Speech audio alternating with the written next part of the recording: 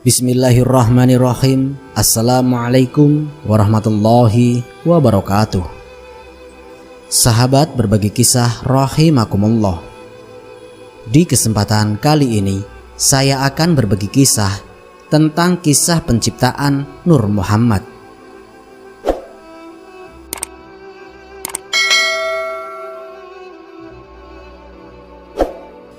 Suatu hari Sayyidina Ali radhiyallahu anhu, misan dan menantu Nabi suci Muhammad SAW bertanya, "Wahai Nabi Muhammad, kedua orang tuaku akan menjadi jaminanku. Mohon katakan kepadaku apa yang diciptakan Allah Ta'ala sebelum semua makhluk ciptaan." Beliau pun menjawab, "Sesungguhnya sebelum Rabbmu menciptakan lainnya, Dia menciptakan dari nurnya nur nabimu." Dari hadis yang lain yang diriwayatkan dari Abdur Razzaq radhiyallahu anhu yang diterimanya dari Jabir radhiyallahu anhu bahwa Jabir pernah bertanya kepada Rasulullah SAW, "Ya Rasulullah, beritahukanlah kepadaku, apakah yang mula-mula sekali Allah jadikan?" Rasulullah SAW menjawab, "Sesungguhnya Allah ciptakan sebelum adanya sesuatu adalah nur nabimu dari nurnya."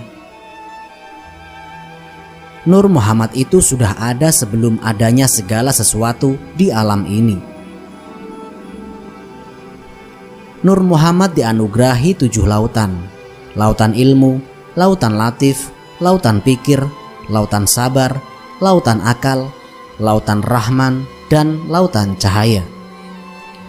Dia kemudian membagi nur ini menjadi 4 bagian. Dari bagian pertama, dia menciptakan pena.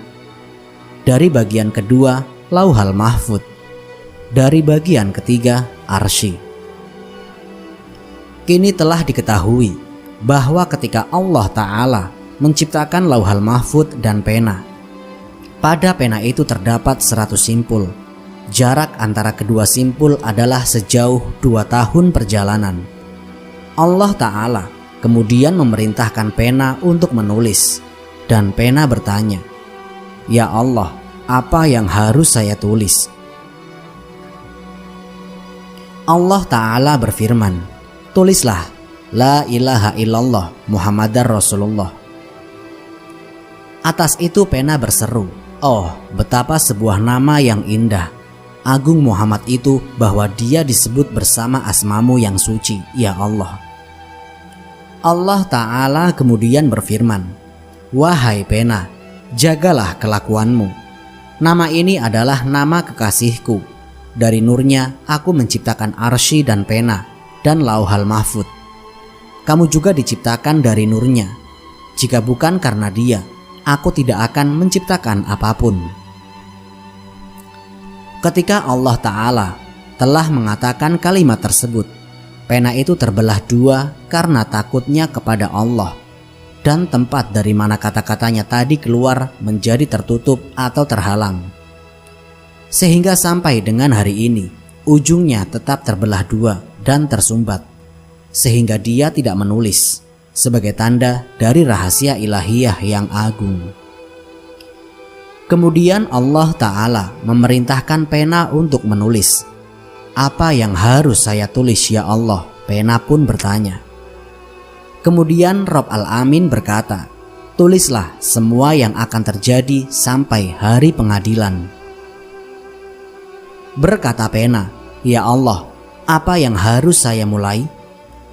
Allah Ta'ala berfirman, "Kamu harus memulai dengan kata-kata ini, Bismillahirrahmanirrahim." Dengan rasa hormat dan takut yang sempurna, kemudian pena bersiap untuk menulis kata-kata itu pada kitab atau Lauh Al-Mahfud, dan dia menyelesaikan tulisan itu dalam 700 tahun. Ketika pena telah menulis kata-kata itu, Allah Ta'ala berfirman, "Telah memakan 700 tahun untuk kamu menulis 3 namaku, nama keagunganku, kasih sayangku, dan empatiku. 3 kata-kata yang penuh berkah ini saya buat sebagai sebuah hadiah bagi umat kekasihku Muhammad. Dengan keagunganku, aku berjanji bahwa bila mana abdi manapun dari umat ini menyebutkan kata bismillah dengan niat yang murni, aku akan menulis 700 tahun pahala yang tak terhitung untuk abdi tadi, dan 700 tahun dosa akan aku hapuskan. Sekarang selanjutnya, bagian keempat dari nur itu aku bagi lagi menjadi 4 bagian. Dari bagian pertama, aku ciptakan malaikat penyangga singgasana atau hamalat al-arsy. Dari bagian kedua, aku telah ciptakan kursi, majlis ilahiyah atau langit atas yang menyangga singgasana ilahiyah arsy. Dari bagian ketiga, aku ciptakan seluruh malaikat atau makhluk langit lainnya. Kemudian bagian keempat, aku bagi lagi menjadi 4 bagian. Dari bagian pertama, aku membuat semua langit. Dari bagian kedua, aku membuat bumi-bumi. Dari bagian ketiga, aku membuat jin dan api. Bagian keempat, aku bagi lagi menjadi 4 bagian. Dari bagian pertama, aku membuat cahaya yang menyoroti muka kaum beriman. Dari bagian kedua, aku membuat cahaya di dalam jantung mereka, meredamnya dengan ilmu ilahiyah. Dari bagian ketiga, cahaya bagi lidah mereka, yang adalah cahaya tauhid atau Allahu Ahad. Dan dari bagian keempat, aku membuat sebagian cahaya dari ruh Muhammad SAW. Ruh yang cantik ini diciptakan 360.000 tahun sebelum penciptaan dunia ini, dan itu dibentuk sangat paling cantik dan dibuat dari bahan yang tak terbandingkan. Kepalanya dibuat dari petunjuk, lehernya dibuat dari kerendahan hati, matanya dari kesederhanaan dan kejujuran, dahinya dari kedekatan kepada Allah, mulutnya dari kesabaran, lidahnya dari kesungguhan, pipinya dari cinta dan kehati-hatian, perutnya dari tirakat terhadap makanan dan hal-hal keduniaan, kaki dan lututnya dari mengikuti jalan lurus, dan jantungnya yang mulia dipenuhi dengan Rahman. Ruh yang penuh kemuliaan ini diajari dengan rahmat dan dilengkapi dengan adab semua kekuatan yang indah. Kepadanya diberikan risalahnya dan kualitas kenabiannya dipasang. Kemudian mahkota kedekatan ilahiyah dipasangkan pada kepalanya yang penuh barokah, masyhur dan tinggi di atas semua lainnya. Didekorasi dengan ridho ilahiyah dan diberi nama Habibullah atau kekasih Allah yang murni dan suci. Kemudian Allah Ta'ala menciptakan sebuah pohon yang dinamakan Syajaratul Yakin. Tangkainya berjumlah 4. Kemudian diletakkanlah Nur Muhammad pada pohon tersebut. Namun kehadiran Nur Muhammad itu membuat pohon bergetar hebat hingga berubah menjadi permata putih. Sedangkan Nur Muhammad memuji bertasbih kehadirat Allah Ta'ala 70.000 tahun lamanya. Pada permata tersebut, Nur Muhammad mencoba bercermin. Wajahnya begitu indah dilihat. Bentuknya seperti burung merak dan pakaiannya demikian indah, dihiasi dengan berbagai perhiasan. Kemudian ia bersujud 5 kali. Allah Subhanahu wa Ta'ala melihatnya, membuat Nur tersebut merasa malu dan takut. Lalu keluar keringat dari kepalanya. Dari keringat tersebut Allah Ta'ala menciptakan nyawa malaikat. Dari keringat wajahnya diciptakanlah nyawa arsy, matahari, bulan, bintang, dan apa-apa yang ada di langit. Keringat dadanya menjadi bahan untuk menciptakan nyawa para rasul, nabi, wali, ulama, dan orang-orang saleh. Adapun keringat yang muncul dari keningnya, diciptakanlah nyawa orang-orang mukmin dari umat Nabi Muhammad SAW. Dari keringat kedua telinganya diciptakan oleh Allah Subhanahu wa Ta'ala nyawa orang-orang Yahudi, Nasrani, dan orang-orang kafir dan sesat. Sedangkan keringat kakinya diantaranya menjadi isi bumi. Pada waktu selanjutnya Allah Ta'ala menciptakan lentera akik yang merah yang cahayanya menembus ke dalam dan keluar. Lalu Nur Muhammad dimasukkan ke dalam lentera tersebut. Berada di dalamnya dalam posisi berdiri.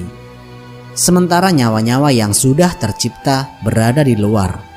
Seluruhnya membaca Subhanallahi walhamdulillahi wala ilaha illallah wallahu akbar. 100 tahun lamanya nyawa-nyawa itu diperintahkan Allah Ta'ala untuk melihat ke diri Nur Muhammad. Nyawa yang berhasil melihat kepala Nur Muhammad, maka ia akan ditakdirkan menjadi pemimpin atau penguasa. Siapa yang melihat ubun-ubunnya, itulah mereka yang akan menjadi guru atau pendidik yang jujur. Siapa yang melihat matanya, ia akan menjadi hafiz atau penghafal Al-Quran. Mereka yang memandang telinganya akan menjadi mereka yang menerima peringatan dan nasihat. Adapun yang bisa melihat hidungnya, mereka itu akan menjadi ahli bicara atau dokter. Sedangkan mereka, nyawa-nyawa yang berhasil melihat bibir Nur Muhammad, ia akan ditakdirkan menjadi seorang menteri. Nyawa yang melihat bagian giginya, maka wajahnya kelak akan cantik rupawan. Ia yang bisa melihat lidahnya akan jadilah utusan atau duta raja-raja. Apabila yang dilihatnya lehernya, ditakdirkanlah menjadi orang berdagang atau usahawan. Apabila tengguk yang bisa dilihatnya, akan jadilah seorang tentara. Mereka yang berhasil melihat kedua lengan tangannya, maka akan jadi perwira. Jika sikut kanannya yang dilihat, Allah Ta'ala akan menjadikan dirinya berkehidupan dalam dunia tekstil. Sedangkan kalau sikut kirinya, ia akan menjadikan orang yang pernah membunuh. Serta jika dadanya yang berhasil dilihat, maka ia akan menjadi ulama yang disegani. Bila bagian belakang, ia akan ditakdirkan menjadi para ahli sosial kemasyarakatan. Dan jika hanya bayangnya yang berhasil dilihat, maka ia akan menjadi orang yang berkecimpung dalam bidang seni. Barang siapa yang melihat tenggorokannya yang penuh barokah akan menjadi khatib dan muadzin atau yang mengumandangkan azan. Barang siapa memandang janggutnya akan menjadi pejuang di jalan Allah Ta'ala. Barang siapa memandang lengan atasnya akan menjadi seorang pemanah atau pengemudi kapal laut. Siapa yang melihat tangan kanannya akan menjadi seorang pemimpin. Dan siapa yang melihat tangan kirinya akan menjadi seorang pembagi atau yang menguasai timbangan dan mengukur sesuatu kebutuhan hidup. Siapa yang melihat telapak tangannya menjadi seorang yang gemar memberi. Siapa yang melihat belakang tangannya akan menjadi kolektor. Siapa yang melihat bagian dalam diri tangan kanannya menjadi seorang pelukis. Siapa yang melihat ujung jari tangan kanannya akan menjadi seorang kaligrafer. Dan siapa yang melihat ujung jari tangan kirinya akan menjadi seorang pandai besi. Siapa yang melihat dadanya yang penuh barokah akan menjadi seorang terpelajar meninggalkan keduniaan dan berilmu. Siapa yang melihat punggungnya akan menjadi seorang yang rendah hati dan patuh pada hukum syariat. Siapa yang melihat sisi badannya yang penuh barokah akan menjadi seorang pejuang. Siapa yang melihat perutnya akan menjadi orang yang puas. Dan siapa yang melihat lutut kanannya akan menjadi mereka yang melaksanakan ruku dan sujud. Siapa yang melihat kakinya yang penuh barokah akan menjadi seorang pemburu. Dan siapa yang melihat telapak kakinya menjadi mereka yang suka bepergian. Siapa yang melihat bayangannya akan menjadi penyanyi dan pemain zaz atau lut. Semua yang memandang tetapi tidak melihat apa-apa akan menjadi kaum tidak beriman, pemuja api dan pemuja patung. Mereka yang tidak memandang sama sekali akan menjadi mereka yang akan menyatakan bahwa dirinya adalah Tuhan, seperti Namrud, Fir'aun, dan sejenisnya. Kini semua roh itu diatur dalam 4 baris. Di baris pertama berdiri ruh para nabi dan rasul alaihissalam. Di baris kedua ditempatkan ruh para orang suci dan para sahabat. Di baris ketiga berdiri ruh kaum beriman, laki-laki dan perempuan. Di baris keempat berdiri ruh kaum tidak beriman. Semua ruh ini tetap berada dalam dunia ruh di hadirat Allah Subhanahu wa Ta'ala sampai waktu mereka tiba untuk dikirim ke dunia fisik. Tidak seorang pun tahu kecuali Allah Ta'ala yang tahu berapa selang waktu dari waktu diciptakannya ruh penuh barokah Nabi Muhammad sampai diturunkannya dia dari dunia ruh ke bentuk fisiknya itu. Diceritakan bahwa Nabi suci Muhammad SAW bertanya kepada malaikat Jibril, "Berapa lama sejak engkau diciptakan?" Malaikat itu menjawab, "Ya Rasulullah, saya tidak tahu jumlah tahunnya. Yang saya tahu, dari 70.000 tahun seberkas cahaya gilang gemilang menyorot keluar dari belakang kubah singgasana ilahiyah. Sejak waktu saya diciptakan, cahaya ini muncul 12.000 kali. Apakah engkau tahu apakah cahaya itu?" bertanya Nabi Muhammad SAW kepada malaikat Jibril. Malaikat Jibril menjawab, "Tidak, saya tidak tahu." "Itulah nur ruhku dalam dunia ruh," jawab Nabi suci Muhammad SAW. Pertimbangkan kemudian berapa besar jumlah itu jika 70.000 dikalikan 12.000. Beberapa kalangan dalam umat Islam mempersoalkan konsep Nur Muhammad atau cahaya Muhammad atau Ruh Muhammad sebagai suatu konsep yang tidak memiliki dasar dalam akidah Islam. Padahal berdasarkan data-data yang kuat, konsep Nur Muhammad adalah suatu konsep akidah Ahlus Sunnah wal Jamaah yang diterima dan diakui oleh ijma atau konsensus ulama ilmu kalam dan ulama tasawuf dalam kurun waktu yang panjang, sebagai suatu konsep yang memiliki sumber dalilnya dari Quran dan hadis Nabi Muhammad SAW. Konsep akidah Nur Muhammad SAW menyatakan antara lain bahwa cahaya atau ruh dari Nabi besar Muhammad SAW adalah makhluk pertama yang diciptakan Sang Khalik, Allah Subhanahu wa Ta'ala, yang kemudian darinya Dia Subhanahu wa Ta'ala menciptakan makhluk-makhluk lainnya.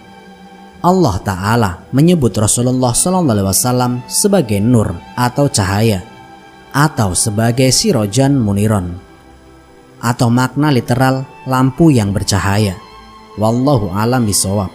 Semoga kisah ini dapat memberikan manfaat bagi kita semua. Jika kalian suka dengan channel ini, silahkan klik tombol subscribe untuk mendukung berbagi kisah sebagai salah satu channel yang memberikan informasi kisah-kisah Nabi dan sejarah Islam yang dapat kita teladani sebagai umat muslim. Akhirul kalam, wassalamualaikum warahmatullahi wabarakatuh.